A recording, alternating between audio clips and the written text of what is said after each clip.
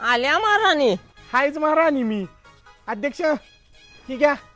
बकुळे तुझा का हप्ता? माझा हप्ता पुढल्या महिन्यात घ्या बाय. माझ्या नवऱ्यानं कालच बॉक्स भरून सोनं आणलं या. बाया बाया बाया अध्यक्ष, तिचा नवरा काय सलमान खान नाही का एवढं सोनं आणायला? आणला असेल डीसीचा बॉक्स.